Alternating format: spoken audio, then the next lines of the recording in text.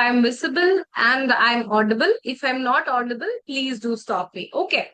So thank you for the understanding. Thank you for waiting. Today we are going to do two important concepts from our UPSC Law Optional Mains International Law, which is extradition and asylum.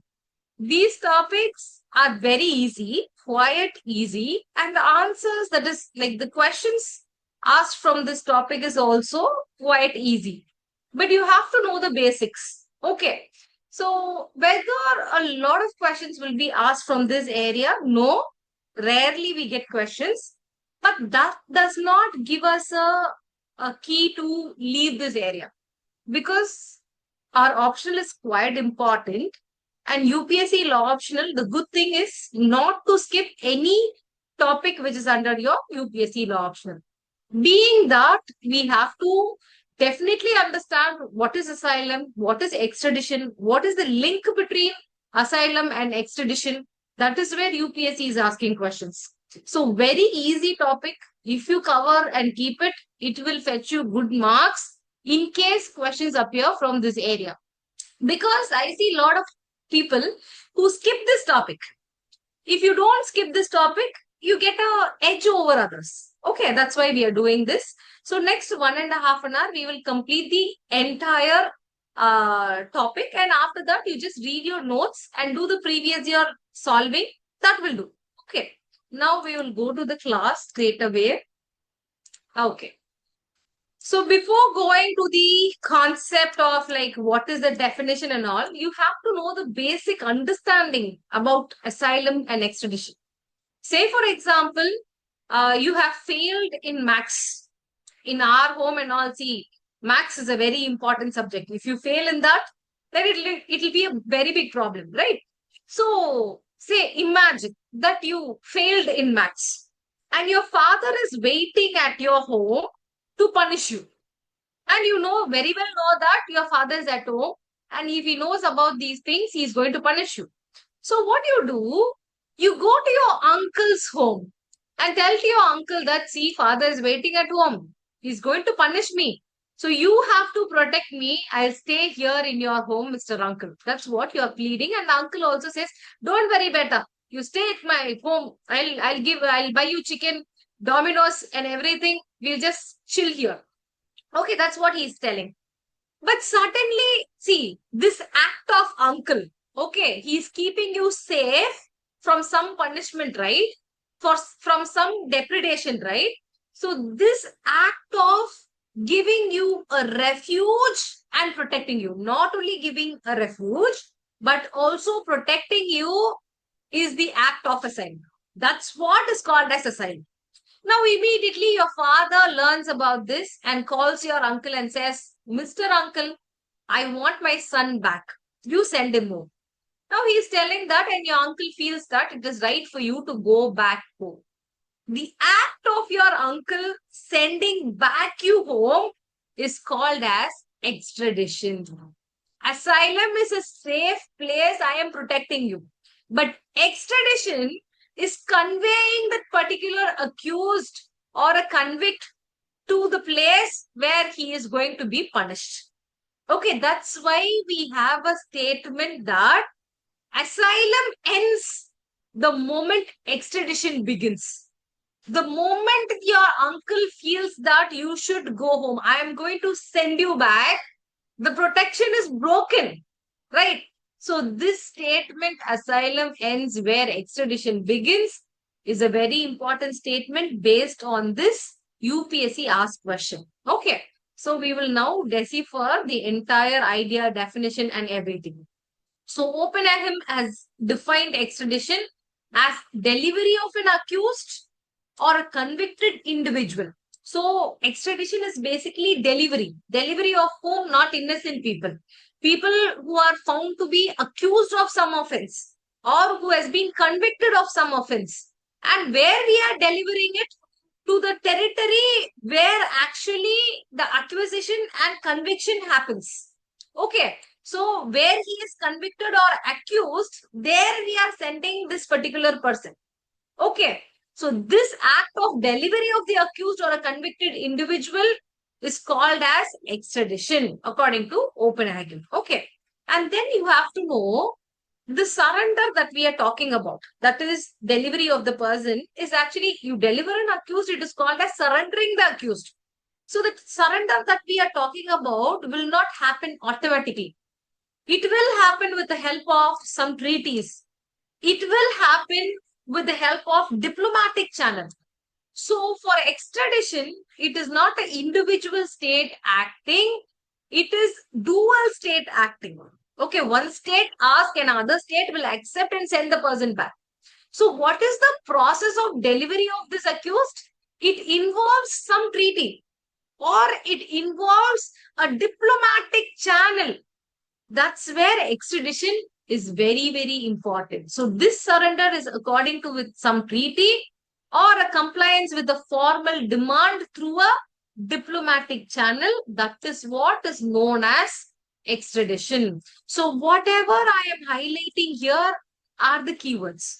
You know the concept, but you're writing stories in your paper, no marks.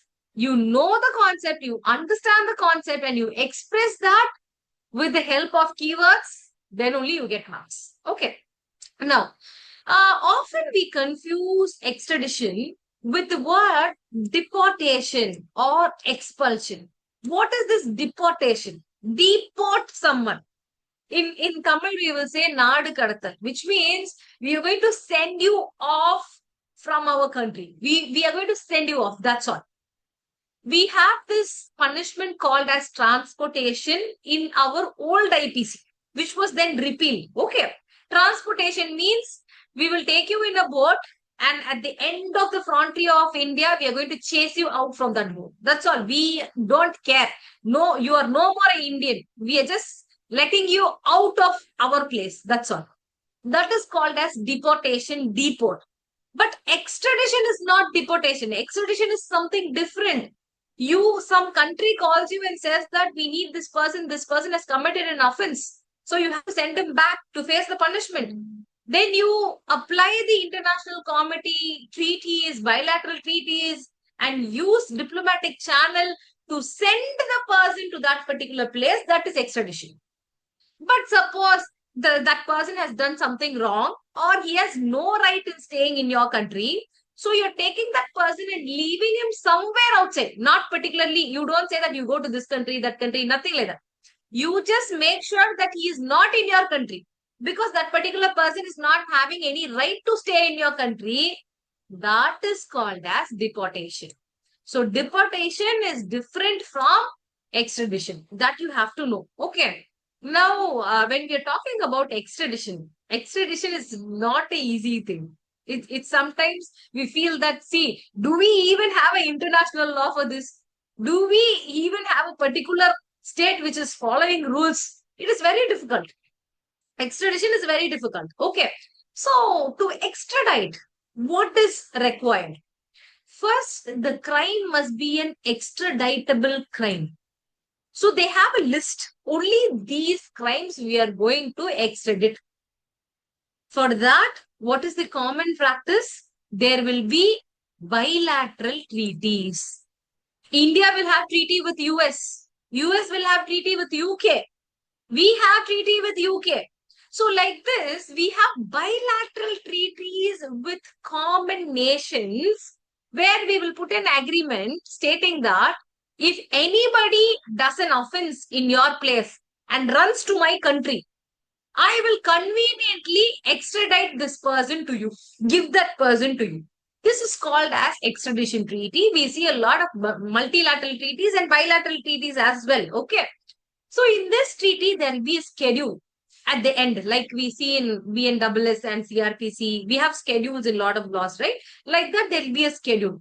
In that schedule, they will mention the extraditable crimes and offenses. Only if the crime committed by the person falls under this list, then only the person will be extradited.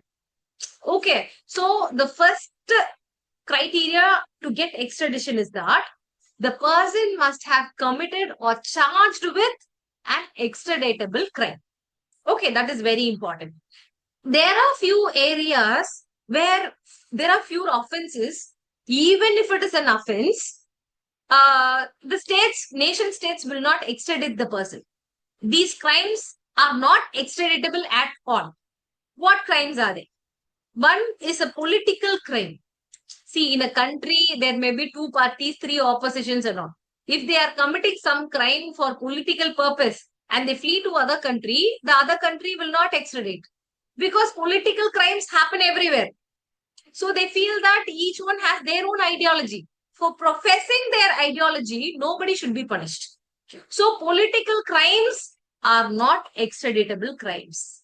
Then military offenses, for example, like desertion. I don't want to take part in some military actions. And I go to some other country. You cannot call for extradition. And religious offenses. See, religion differs from face to face. What my mother thinks right to do regarding faith, I may think it is not okay. She will not eat for days to uphold her faith. Like that, she will stay for the good of the family. Okay, of course. But you know what? I cannot stay even for, see, having a small breakfast or lunch. I cannot do that. So the faith differs from face to face. Then how a crime in one country may not be a crime in another country, right? So religious crimes also are not extraditable. These things are very important. Whatever answer you write, you remember, first you give the concept.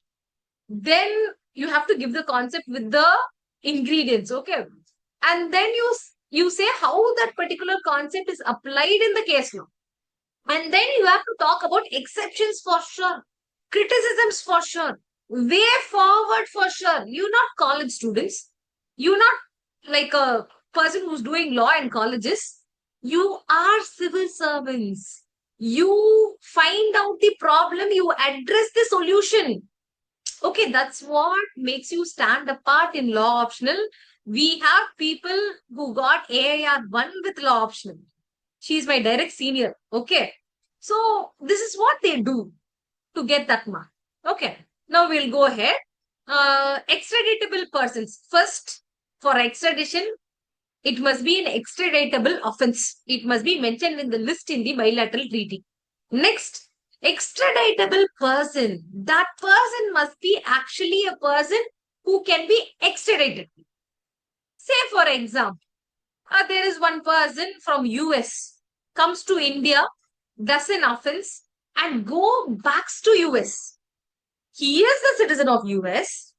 He comes to India. Here he commits some offense, and he goes back to US. Now, whether India asks to extradite the person back to India, and we can try him and we can convict him. We are asking to extradite not a normal person, a foreigner. We are asking the mother state to extradite his own citizen. Whether that can be done? No, that cannot be done. Okay, that is very, very important. There is an extradition clause. Most of the extradition bilateral treaties or multilateral treaties, there'll be this clause. Own nationals shall not be extradited. Even though if he had done something wrong in your country, this particular person is my citizen. I know how to handle him. If he has committed any offense to you, I will take care of that. I will not send that person to you. What happens in our family? You do something wrong in your family. You go to your friend's home, that or family gathering or somewhere. You do something wrong there. Whether everyone around you will come and hit you or something, they will come and complain to your mother. Your mother will take the go, right? She will say, okay, he will be good from now on. Or she will give you 2 smackings. Like that. Every control is with your mother. Like that, a citizen of a country cannot be extradited by its own mother country. We have a clause, extradition clause is there. Own nationals shall not be extradited. This is very, very important. So what will be done? See, imagine this person only is committed an offense in India and he is a US citizen, goes back to US and he is happily there. Whether US will keep him safe from Indians and whether he'll be enjoying, no. Only thing, US will not extradite him, send him back to India. That will not be done. But the own legislations of the country will punish him. Okay, so US will take action on him, feeling that you have committed an offense in India. So it will imagine that the person has committed the same offense in US. So deal with him in the domestic law and give him punishment. Whether this principle, like the mother country must deal with its own citizen, whether it is given anywhere, yes, it is given in the Convention on Extradition, that is Article 7 of Harvard Draft Convention on Extradition. Although it is draft convention, it does have some say in the international arena. Okay. So Article 7 of Harvard Draft Convention on Extradition says, if own nationals are not surrendered, see, you're not going to surrender your own national. In case, if you're not going to surrender, you have to prosecute them. Otherwise, it will be like a ticket to commit offenses in other foreign lands, right? See, I'll go somewhere as a tourist, I commit all the offenses, I come back to my home country, nobody can extradite me, and I'll be happy here. What is this? It's not justice. So they say if you don't send the national back, you at least prosecute that person. You punish that person. That's what is given in Article 7. Okay. Next, if the person is already tried and punished, then extradition cannot be given. Say, for example, Mr. A is committing some offense in a foreign nation. He goes to B country, and in the B country, he is prosecuted and punished there for this. Now, again, the A country will call, like, you have to come give the person back to me. I will punish him again. That is not possible. Single offense, single punishment. Okay, so person already tried and punished cannot be extradited. We have this principle in our Indian constitution as well. Anybody remembers that? Nobody remembers. Ma'am, it's double jeopardy. Exactly. Very good. So that's called as double jeopardy. Very simple. Which article talks about that? Article 20 clause 2. Okay. So this is called as rule of double jeopardy. No person shall be put to jeopardy twice. For single offense, shall not be tried twice and punished. Okay. So this is given under Article 2 of our Indian Constitution. When we are learning about this, you will understand how wide is this Article 20 clause 2. And we have a same replica of this section in our CRPC and BNSS. What is the difference and all? We will see later. Anyway, in UPSC, you're not going to be concerned about CRPC and BNSS. But you must know that Article 20 clause 2 is having a wider ambit. Okay, that you have to know. And we have this rule, non-bis in idem rule, which means, I guess, double jeopardy. That is, for same offense cannot be punished twice. Okay. So like that, extradition is not possible. And next thing is called as specified crimes. Only the crimes that is listed for that only we can ask for extradition. For others, we cannot ask for extradition. That is very, very important.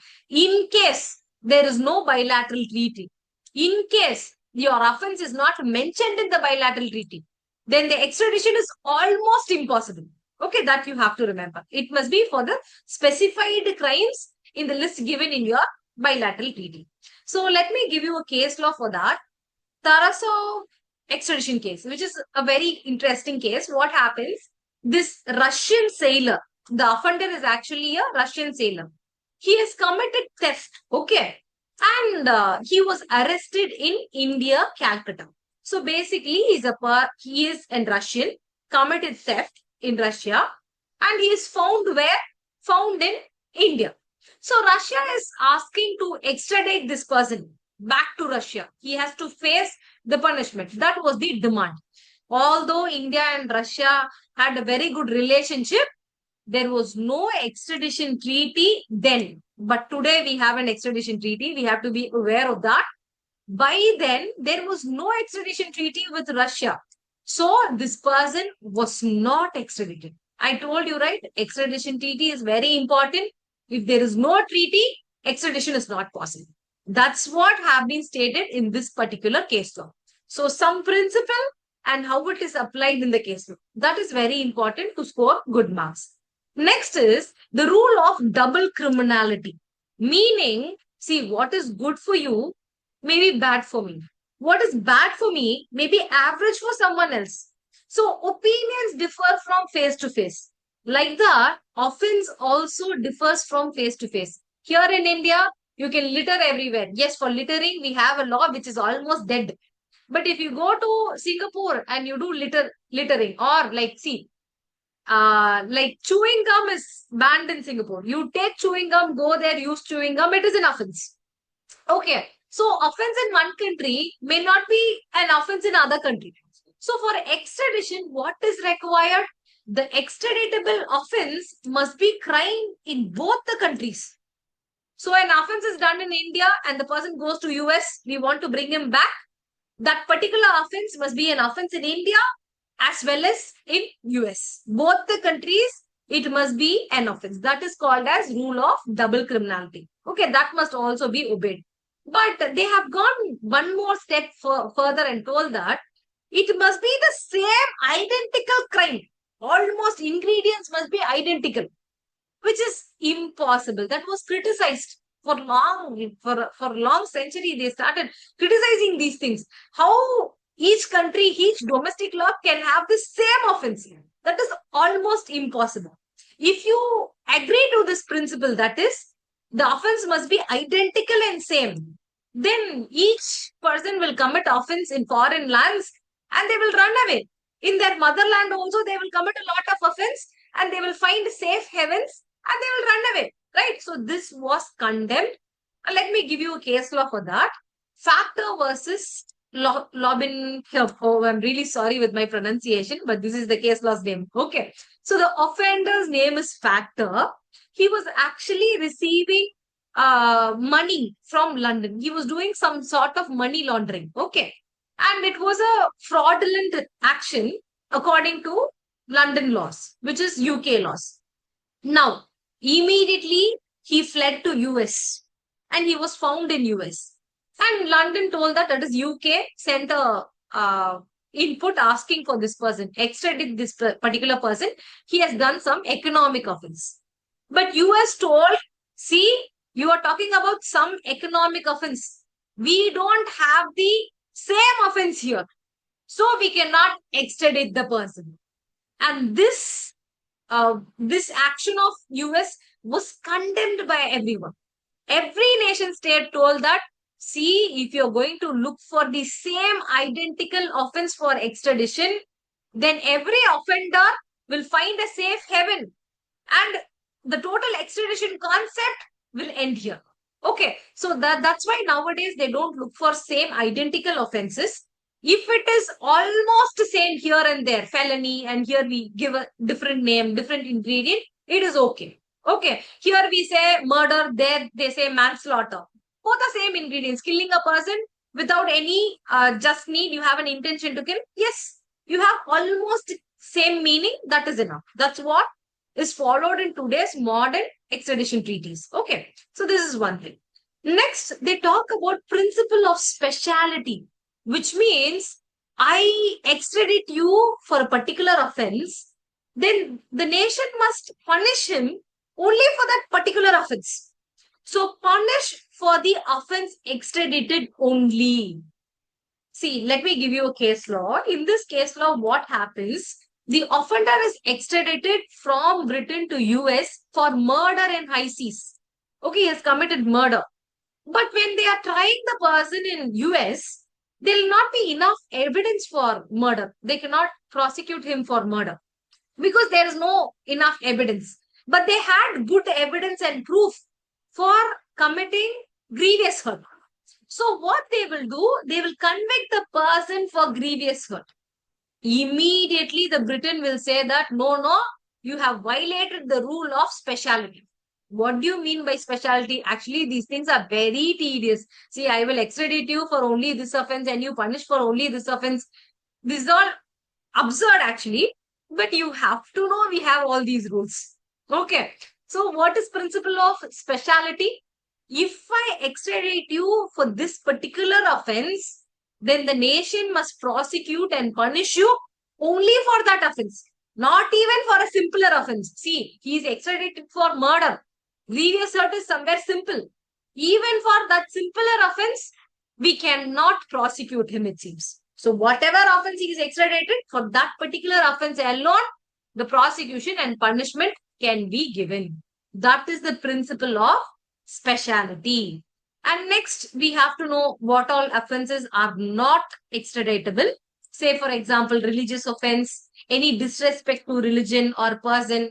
Military offenses are not extraditable, but you have to pay attention. Sometimes the religious offense will fall under general criminal offense. Military offense will also be a general criminal offense. If it falls into general criminal offense under the criminal law, it is extraditable. But it is purely a religious offense. It is purely a military offense. Then it cannot be extraditable. And the relevant provision for this is Article 3, Clause C of Model Treaty on Extradition. This model treaty and all will have persuasive value. Okay, but you have to quote. See, you have to give a principle, key ingredients, and any related law. That is very important. Okay. Now coming to political crime. What is political crime? There is no agreed definition.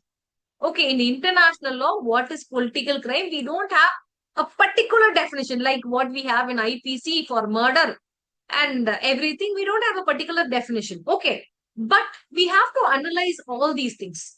What is the motive of the crime? What is the circumstances of commission of the crime?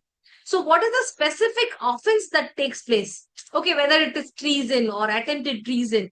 And the act is directed towards a political organization or what? Okay. And the existence of two opposite political party trying to hold power in that particular nation. So you analyze all these circumstances, aim, motive, purpose, and come to a conclusion whether it is a political crime or not. Okay, so these are the parameters that you have to use to find out whether a particular person has committed a political crime or not. Okay, now Oppenheimer again comes and he says, what is a political crime? A political motive must be there. It is committed for a political purpose, then it is a political crime. So whatever I told here, that's what Oppenheimer has penned down in his words. Okay, so you can give the political crime in case any question comes on extradition and they say that political crime is not extraditable. Your introduction must be about political crime. You first say there is no evenly agreed definition of political crime in the international law. But you can find out with all these parameters. Oppenheimer and stated that if there is a political motive and it is committed for the political purpose, then it is a political crime. Like that, you will give the ingredients. That's how you have to start. Okay. Now, there are few safe havens for these political offenders. Switzerland, UK, Holland, they all protect political offenders. So they feel that politics is a matter of right. For that matter of right to for your people, you can go to an extent of harming others.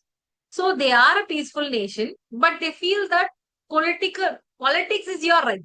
Okay. So any political offender, then if he is gone to Switzerland, UK or Holland, they will protect them. So these countries feel that political offenders must be safeguarded. Okay. And then what they say is, see, there is different political ideologies. So you should not favor both or you should not punish both.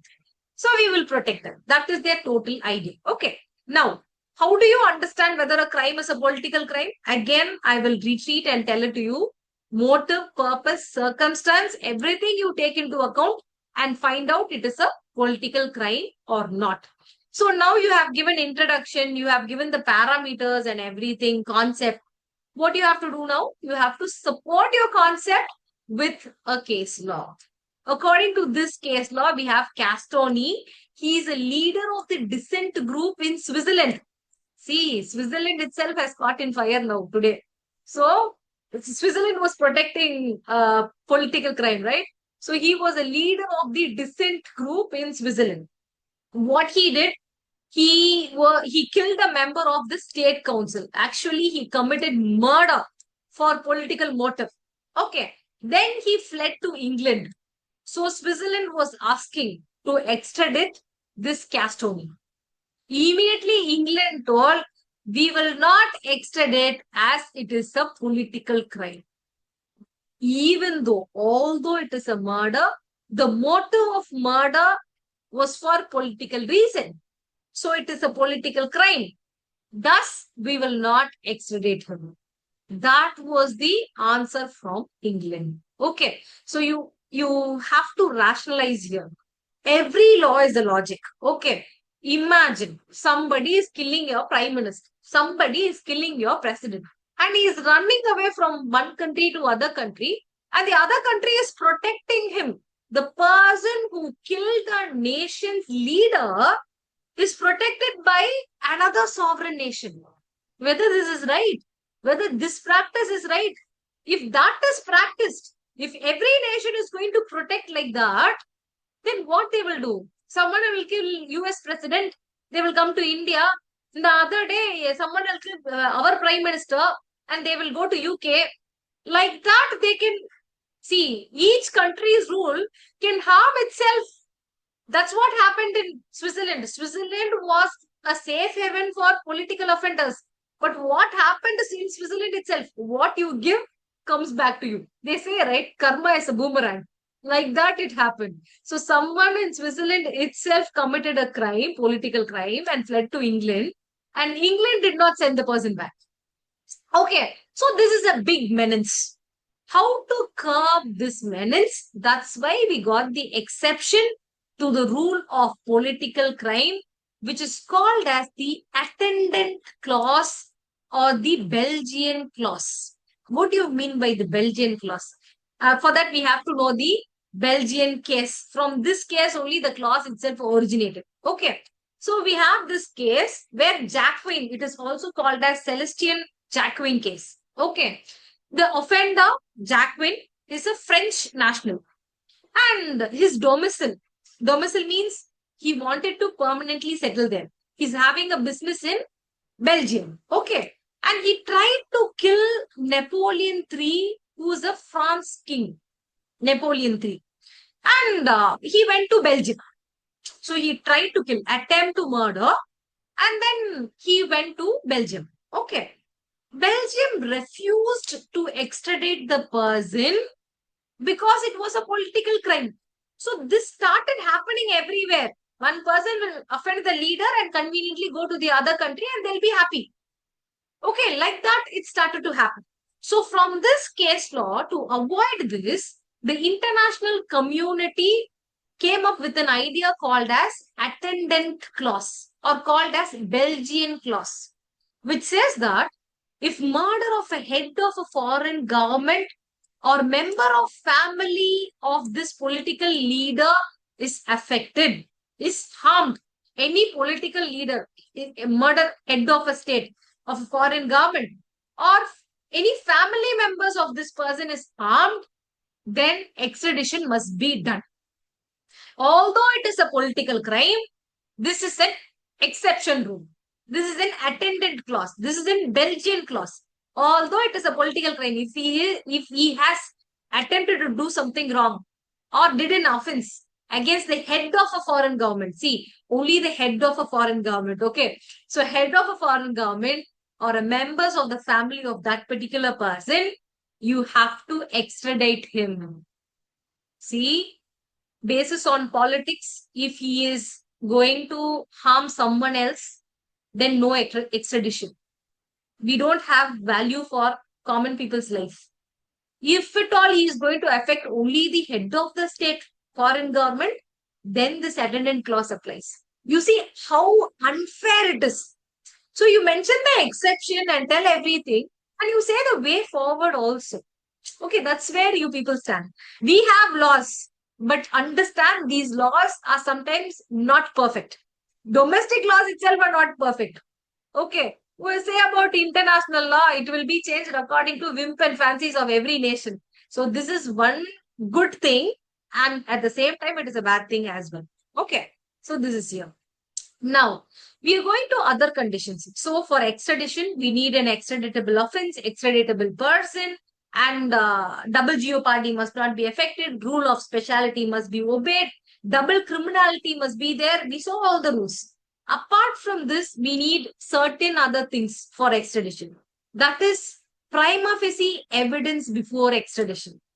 A country wants to extradite someone, it will just call and say, send that person back to me. No, that's not working. You have to give some prima facie evidence that he is being accused. So he must be the probable convict. He must be the probable person who has done it. So you have to produce the prima facie evidence to the particular nation from where you want to extradite the person. Okay, that is important. And if the crime is purely fiscal, finance related, and you are trying to extradite the person to safeguard the public interest only, extradition is always possible, easily possible. I'll give you the case laws where our Indian heroes has done something wrong in India, purely fiscal economical offense, and ran to some country, and we are trying to extradite them. Okay, one sec.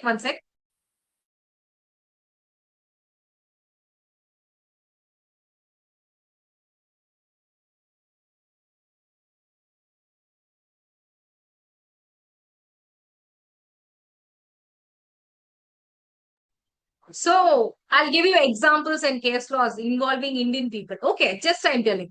So if it is a fiscal offense, extradition is almost possible, very easy. Okay. And if the crime is time barred, extradition is not possible. What do you mean by time barred crimes? See, everything has an expiry date.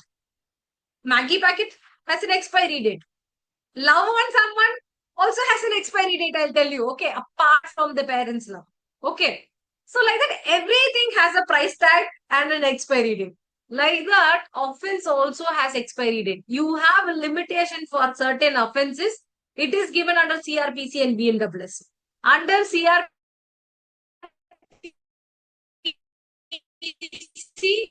for theft, you have to complain within 3 years. If you're not complaining, making complaint within 3 years, it is not, you cannot make a complaint later. It has, the offense is time barred. If the crime is time barred, you cannot ask for extradition. Okay, that is also important. Now, in case there is no, see, what law governs extradition? That has been asked in previous year. Okay. So, what are the laws that is governing extradition?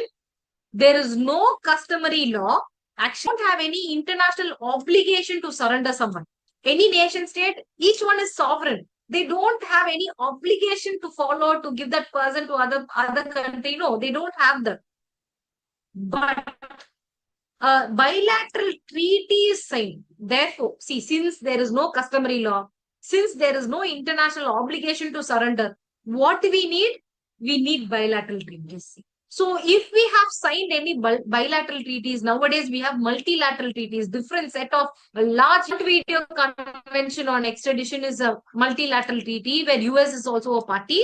And then, if we have an agreement, then extradition is possible. Okay. Next, whether if we don't have treaty, what happens? Only it is based upon international comity and courtesy.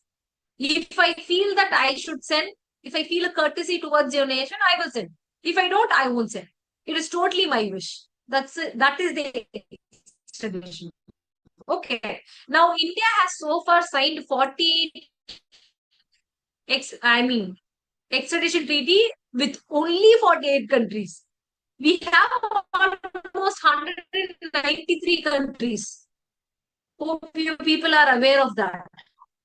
But how many countries we have actually signed? 48 countries. So any problem we do, we are able to escape to any other country, 51 countries, wherever there is no extradition treaty, we can safely be happy there. That's what law says. Okay, that's one thing. Now coming to India. In India, what are the acts that is governing extradition? We had an old law which is called as an Extradition Act of 1870. It is a UK Act. Now it is not.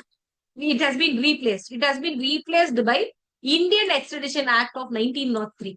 And this is supplemented by the Fugitive Offenders Act of 1881. So these are the two today's law in force which is governing extradition apart from the international law. Now let's go to the landmark case laws talking about.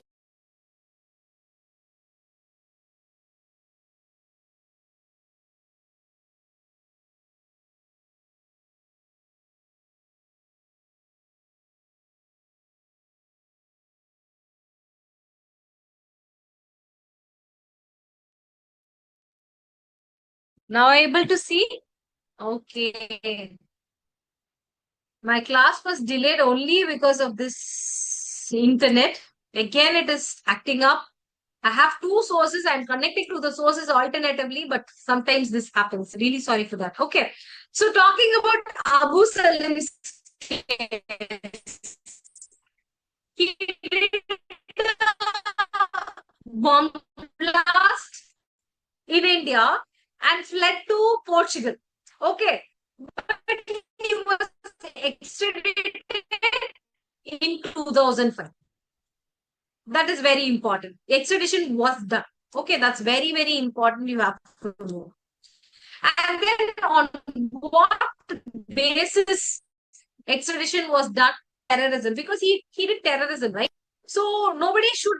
But Portuguese, when they were sending the person back to India, they told no death penalty because in Portugal there is no death penalty and there is no imprisonment more than 25 years. He will commit a bomb blast in India and he runs away to some country and that country will dictate us. Actually, that can be done. Okay, will dictate us and say that even though umpteen number of people are dead, it is dictating us not to give death penalty, not to give imprisonment more than 25 years. So we will keep him in jail for 10 years, 15 years and give him nice food and go back, put another bomb.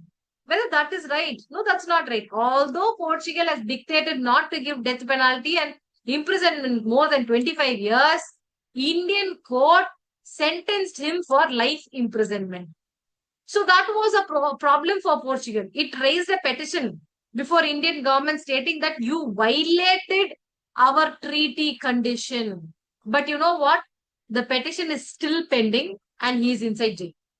That is one good thing. Okay. So you have to quote this case law if you're talking about extradition. And we have this Shrucha Singh's case. What happened? He killed the CM of Punjab. Okay. And he went to Nepal and they told that no, we don't accept it because it is a political crime and all. There was a debate. But later, Nepal is having a treaty with India. Okay. So based on the treaty, he was extradited. It was told that some head of the state is killed. So you use the attendant clause and extradite him back. Okay, so it was accepted that although it is political crime or some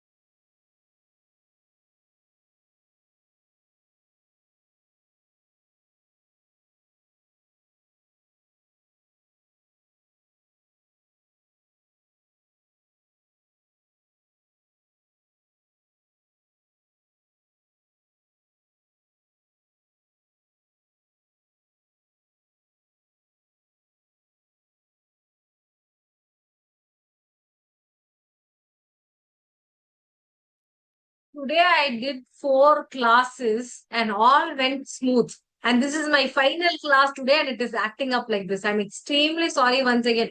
What to do? I have connected to another Geo fiber. Let's see what happens. Okay. So hope I'm audible. Okay. Now, we were talking about Dharma Teja case. This person, Dharma Teja, committed an offense in India and went to Ivory Coast. We didn't have an extradition agreement with Ivory Coast, so he was not able to be extradited from Ivory Coast. Okay. He was safe there. But this person could have stayed there. What he did, he jumped to Britain. He traveled to Britain. But luckily, we had a extradition treaty with Britain. So Britain extradited the person to India. That's what happened in Dharma Teja case. Okay. And today, if we are looking about some extradition, a very famous person, he is Nirav Modi, an Indian businessman defrauded 2.81 trillion in India, Punjab National Bank, and he fled to UK. Okay. So whether he is extradited to India, any idea? You can answer yes or no. Anything is fine. Even if it is not right, it is fine. No idea. Okay. Actually, he was not extradited yet, but the process is on. Okay. So UK actually ordered extradition, but he told that his mental health is not well. If he is extradited, he will commit suicide. So like that, he was telling everything. And so there was a mental checkup and all. But finally, it went for an appeal in the UK court and they finally determined to extradite him.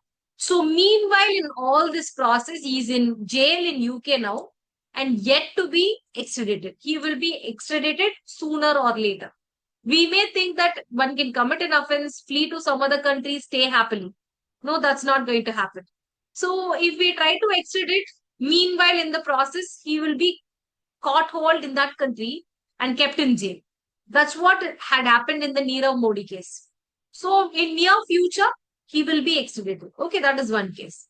And now we have completed extradition. We are stepping into asylum. Asylum has a root word, etymology, which came from the word called as Ceylon. This is for your introduction purpose, okay, for writing introduction. Ceylon means seizure, right of seizure. Okay, what do you mean by seizure?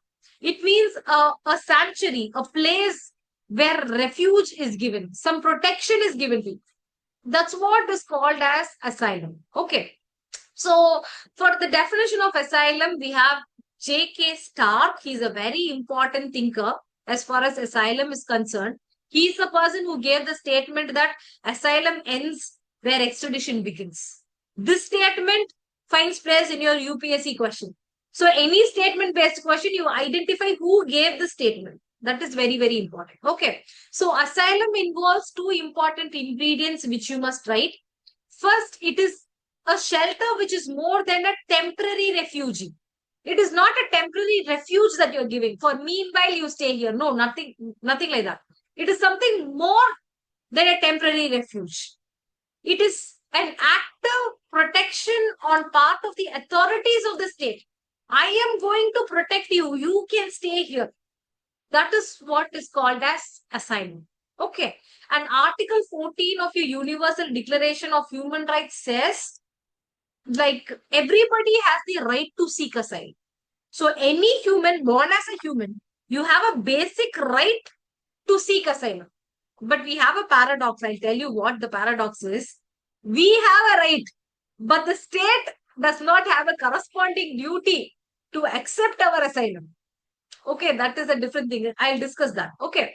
So Article 1 of the Convention on Territorial Asylum states that every state has the right to exercise its sovereignty to admit any person into its territory, subject to extradition treaties. So you can give asylum. Giving asylum, keeping a person in your territory is your sovereign right.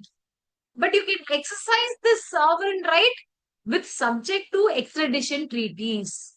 So the meaning is extradition treaties will prevail over the sovereign right of the nation states to give asylum. Very, very important. This in-depth section, if you write only, article you write only, you will differ from others. You can get good marks. Okay. So you have to be very careful with this article. So any Ma'am, I have a doubts? question. Yeah, Pragya, ask it. So, ma'am, what is the reason behind these countries giving asylum to these offenders? Like, what do they get out of it? Like, are they that they're Actually, protecting we the don't human get rights? much. Or Yeah, complete your question. Yes, please. yes, ma'am, that was my question. Okay. If I give you examples, you will understand. Okay. India has given asylum to few people, and I'll tell you why. Okay. So, next slide, we are having that. So, I'll finish this slide, and next slide, we'll answer you. Okay. Now, Okay, ma'am. coming to asylum, asylum is commonly given to whom, it is given to political offenders, refugees, on the basis of humanity. That's what people will say. On the cover, if you see, they will talk about humanity and everything. But the real reason will be different. On the face of it, international community says, yes, you have to give asylum. You have to protect others. On what basis? Basis of humanity. Someone is going to die there. Someone is going to face problem there. You support them. You save them on the basis of humanity. That is for writing in your papers. Okay, what is the real thing? I'll explain. Now, what the convention also says, if anybody comes to your frontiers for asylum, then you try to accept them. This is also called as the principle of non-refoulement. I'll teach you what is principle of non-refoulement when we are doing later areas of international law. But this principle of non-refoulement is an important area.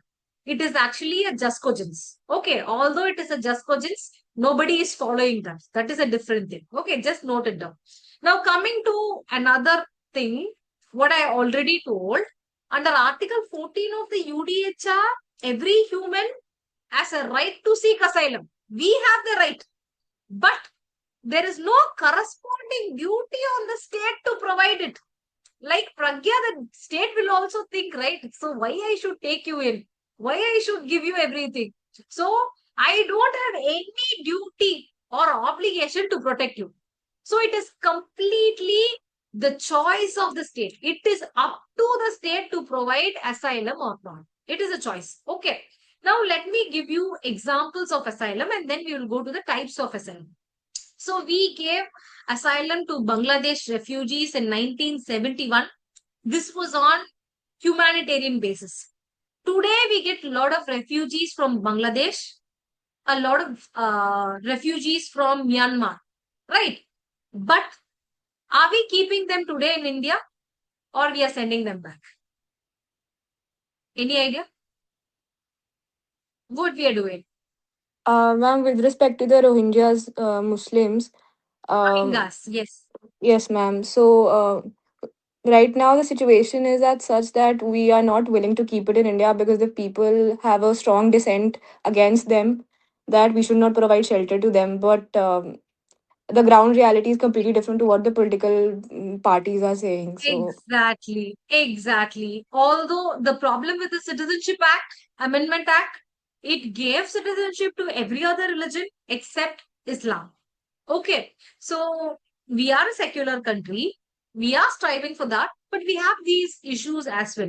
So we must know the political reality also. But I'll tell you one thing, when you are writing in UPSC, don't try to give any political color to your answer. Never do that. Always take a common stand. Whatever is happening, you just quote the facts. Okay, so earlier in 1971, on humanitarian basis only, asylum was accepted. It was given. But today we feel that it is not right to keep them. On our political stand, today's political stand is against, to be fact, some religion, right? Because of that, we are not accepting asylum. That's what is the truth. Okay. And Dalai Lama, we gave Dalai Lama as well as his Tibetan followers asylum in India. The reason is that he was also helping India. It was a quid pro quo. For that reason, he was given acceptance in India. Okay. And we gave asylum to Sri Lankan Tamil refugees. The reason was that Tamil Nadu was part of India, and India gave peacekeeping force to Sri Lanka, and the ethnicity of the southern end of India and Sri Lanka was almost same. Due to the similarity and humanitarian basis, they gave protection. That is, India gave protection to Sri Lankan Tamils as well. So this asylum is given basically on the outset for humanitarian basis. First thing. Next, it is like for some quid pro quo reasons. Say, for example, there is one big leader who's facing a problem, but we have a good connect with the leader and he's doing something good for us. There's an international scenario where he's supporting us. Then we will give asylum to such leaders. Okay, for that political basis. And the third thing is that, see, if asylum was not given to Sri Lankan Tamil refugees, it could have created political unrest in India. Because the Tamil people, now also in Tamil Nadu, there have been political parties who are playing with the sentiments of these refugees and all and trying to gain votes. Okay. So if that particular ethnicity is not given protection, it may create an unrest in a country because we are divided by country. But sometimes ethnicity is same, right? So for that reason also, most of the time asylum is given. Okay, it is not a single reason. We have a lot of things. Okay, Pragya, did I answer your question? Yes, ma'am. Thank you. Okay, that. Now coming to the types of asylum. When we're talking about asylum, we have territorial asylum, which is called as internal asylum. Someone from US come to my country, India, and asylum is given. In your country, in your own territory, you give asylum. It is called as internal asylum. Here, Tamil refugees from Sri Lanka came to India. Here we protected them. So it is an internal asylum. Dalai Lama came to India. So it is an internal asylum. Okay. And we have the next type, which is called as extraterritorial asylum. What do you mean by extraterritorial asylum? Means it is not your physical territory. It is beyond your national territory, like some consular place or something, embassy or like that. And there you give asylum. Say, for example, in India, we have a US consulate, US embassy. So one person commits an offense in India and immediately he goes inside the US embassy and gets asylum there. So whether the place US embassy is situated, whether it is in US, no, it is an extraterritorial area. It is in some other country. It is in India. But we treat this particular land belongs to US.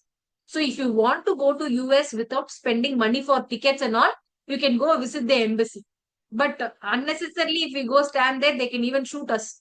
Okay, that much power and internal connections, and it is approved by law as well. We have a separate law for that. That is different. Okay. So the thing is, extraterritorial asylum means you are giving asylum not in your own territory, but in some other place, some other territory where you are having consular premises. Okay. Let me give you an example. In Colombia versus Peru case, it is per se called as an asylum case. Very important case. This person, offender, he has done a civil war, okay, in Peru. So this big rectangle is Peru. Okay. So he has done civil war in Peru. After doing everything, he goes inside the Colombian embassy.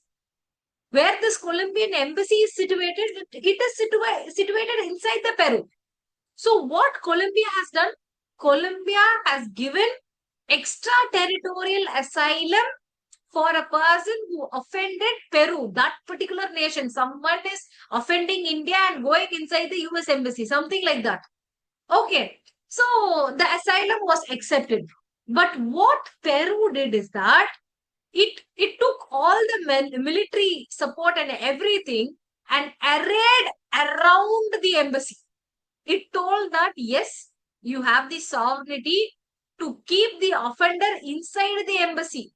but we are not going to give him safe passage.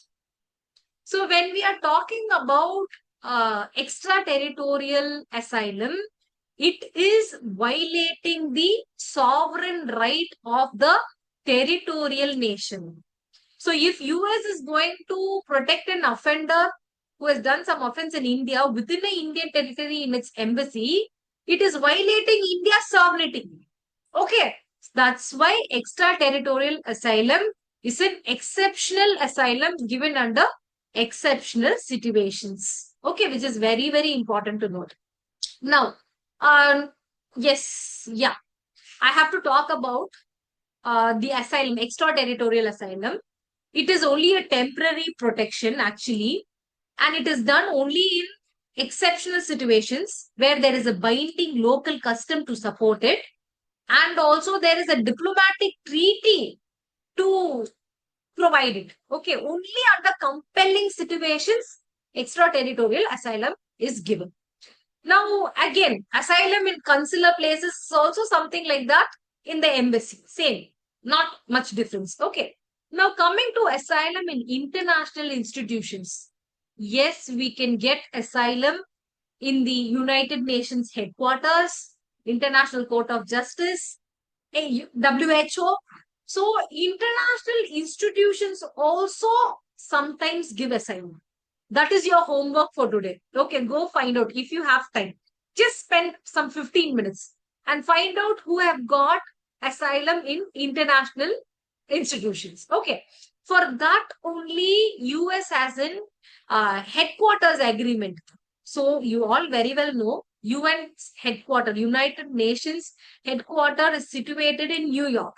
Where is New York? New York is in US. So US has a headquarter agreement with UN stating that you will not give asylum to anybody, even though it is imminent danger, even though on pressing needs of humanity you wanted to give asylum, you should not give asylum to anybody who has offended US.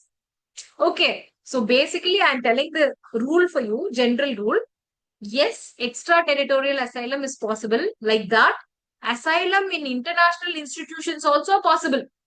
That's why US very intelligently in its headquarter agreement mentioned a clause stating that whatever may be the danger, you will not give asylum to anyone who has offended US. Okay, so that one you can mention here. Now we are coming to asylum in warships. The person will commit an offense and immediately catch a boat or something, jump on a ship and go to the high seas, get inside a warship. Yes, during Second World War, First World War, asylum was given in warships also.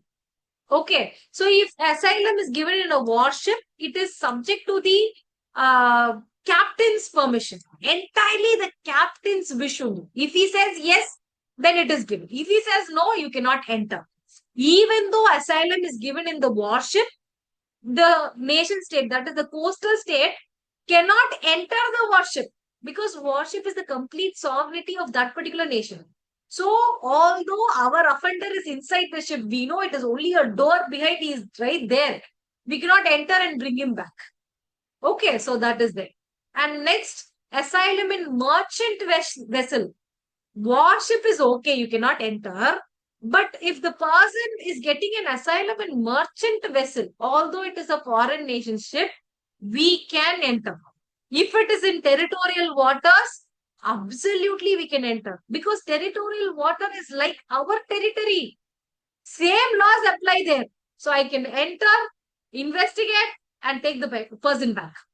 So asylum in warship alone is a complete protection. The coastal state cannot enter. But merchant ship, merchant vessel, we can definitely enter. Okay. Next, I have to quote this case law, Adolf Eichmann case. What happened? He committed a lot of war crimes in Israel and he fled to Argentina. And this Israeli person, nation, did not ask for extradition. They came into Argentina and abducted him privately. took him back to Israel and prosecuted him. Immediately, Argentina felt violated. Argentina told that, see, you came to my territory. If you want the person back, what you should have done? You should have asked for extradition. But you violated my sovereignty. So it's a complaint to the UN Security Council alleging that it is an illegal arrest. And immediately Israel apologized and the complaint was withdrawn. Okay, so this is one Adolf Eichmann's case. It is a very interesting case. Actually, the persons from Israel will be following him for 5 to 7 years. He will do a plastic surgery and hide his face also. Nobody can find out him. What he was found out only because of one thing. What happened on his wedding day? His appearance is different. His work is different. Everything, every identity he changed. And Israel people were monitoring him for 7 years and they were not able to find him. But one fine day, it was his wedding day. So he got flowers for his wife. And immediately they correlated. So Adolf Eichmann's wedding day was this particular day, and this person is getting flowers for the wife. And immediately he was abducted in a public transport and taken not to wife, taken to Israel, prosecuted, killed them. Okay, it is a very sad state of affairs, but he has done a war crime. Okay, so that's what happened. If you see, it will be very interesting. Now, coming to the major area, asylum stops where extradition begins. This statement was given by Stark. He says that asylum and extradition are antonyms, which means opposites. Asylum means I will protect you. Extradition means no protection, I am going to surrender you. That's why we say they are mutually exclusive. Let me give you the Stark statement. Okay, it is a big statement, but you can explain it. He says that where extradition begins, the interdependence make it convenient to consider that it is subject, see, asylum stops. So it is not the exact statement. This is what he means. So you have to write this statement was imputed by Stark. He says that asylum and extradition are opposite to each other, mutually exclusive for these reasons. So whatever reasons I told you. Asylum means protection. Extradition means you are surrendering the person. So no more protection, I'm going to surrender it to you. Okay, all these things you explain, you give the definition of both, and you tell that, see, a person is seeking protection. If that protection is allowed, that action is called as asylum. But once the other country asks the person to send back and they prove the extraditable offense and they prove that he's an extraditable person and there is a treaty as well for extradition, then you talk about Article 14 of UDHR stating that yes, there is right to seek asylum. But there is also statement stating that the particular the nation state is having a sovereign right to provide asylum, but that sovereign right is subject to the extradition treaty. So if there is an extradition treaty, now the protection ends and extradition starts. So asylum ends and extradition starts. So when one country wants to extradite the person, what it means? It does not want to protect the person. Asylum ends and extradition starts. Like that, you have to give example. So meanwhile, there are a lot of areas where differentiation is asked. So if differentiation is asked, you know a lot of points for differentiation. Always put it in a tabular column format. If you don't know much points, then you try paragraph format. Okay. So you give an introduction and then try to differentiate like this. Asylum means protection. Extradition means sending back the offender. No protection. Next, asylum will not always talk about offender. See, the subject of asylum is not always a fugitive, not always the offender. Even innocent person seek asylum, like refugees. You have Sri Lankan refugees, you have refugees from Bangladesh, we have refugees from Myanmar. Okay, like that. So asylum is not always connected with offenders. Even innocent peoples seek asylum. But when we talk about extradition, it always involves the offender. Okay, that differentiation. Next, extradition, when you talk about if you have treaty, it is mandatory. But for asylum, no treaty is required. It is an international custom to safeguard humanity. So, on books, the reason for providing asylum is humanity. We all exist for humanity. If we talk like that, we will get Nobel Prize. But reality is different. But you people, when you're writing the answer, what you will write?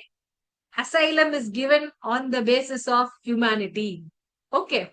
Now, coming to extradition, it is always a two-state affairs. One state will ask to send, another state must accept it, or it is the option. It can accept or not, okay, depending upon the treaty.